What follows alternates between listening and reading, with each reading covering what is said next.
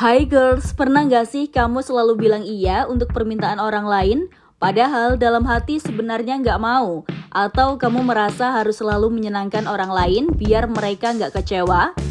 Capek gak sih? Selalu berusaha jadi gadis baik yang gak boleh nolak, gak boleh bikin orang lain marah, dan harus selalu nurut biar diterima. Kadang kita sampai lupa mikirin diri sendiri karena terlalu takut bikin orang kecewa. Tapi kalau terus begini, kapan kita bisa hidup buat diri sendiri? Nah, hari ini kita bakal bahas tentang sindrom gadis baik. Kenapa ini bisa terjadi? Apa dampaknya buat kita? Dan yang paling penting, gimana cara lepas dari jebakan ini? Stay tune ya, karena ini penting banget.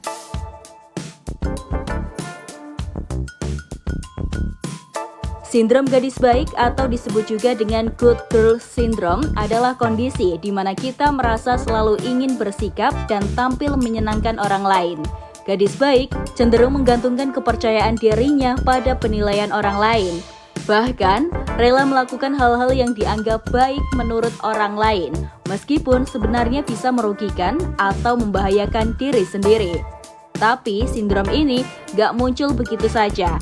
Ada berbagai pengalaman di masa lalu yang membentuk seseorang hingga menjadikannya sikap gadis baik sebagai mekanisme pertahanan diri.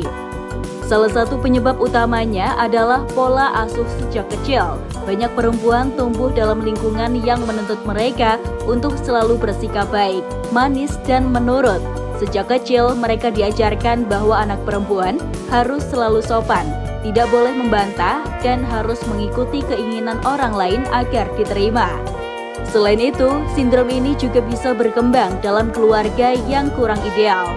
Misalnya, seorang perempuan tumbuh dengan figur ayah yang kasar, manipulatif, atau bahkan abai secara emosional dan finansial.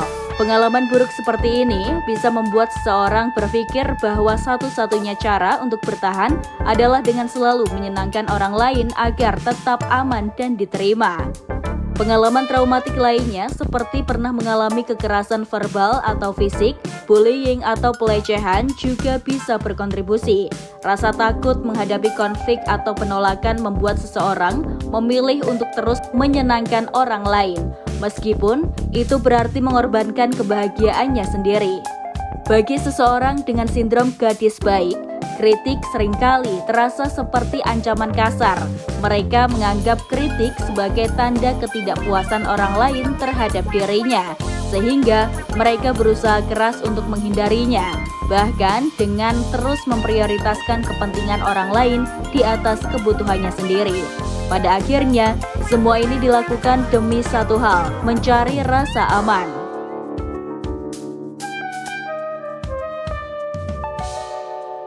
Saat kita terus-menerus berfokus pada penilaian orang lain, memprioritaskan kebutuhan mereka dibanding diri sendiri, tanpa sadar kita mulai kehilangan jati diri.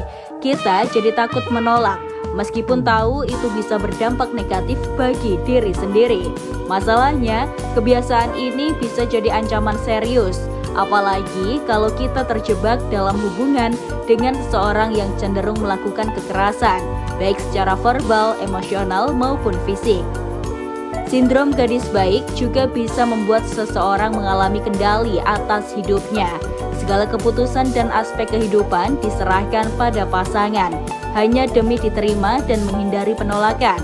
Akibatnya, gak sedikit perempuan dengan sindrom ini yang akhirnya terjebak dalam hubungan toksik dan sulit untuk keluar. Pada tahap yang lebih parah, mereka bahkan berusaha menampilkan citra hubungan yang harmonis di mata orang lain, meskipun sebenarnya hubungan tersebut berjalan satu sisi dan penuh ketidakbahagiaan. Hal ini terjadi karena adanya tekanan sosial yang menganggap hubungan ideal itu harus selalu terlihat bahagia. Akhirnya, mereka memilih untuk menutupi segala ketidakharmonisan, kekerasan, atau rasa tidak nyaman yang mereka alami, hanya demi memenuhi ekspektasi lingkungan.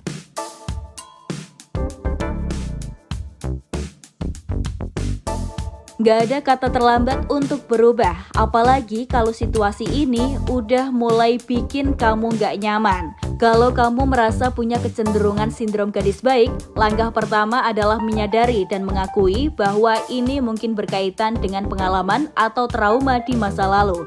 Dan itu gak apa-apa, semua orang punya perjalanan hidupnya sendiri. Yang penting kita belajar untuk menerima bahwa itu hanya bagian dari masa lalu, bukan sesuatu yang harus terus membatasi diri kita di masa sekarang.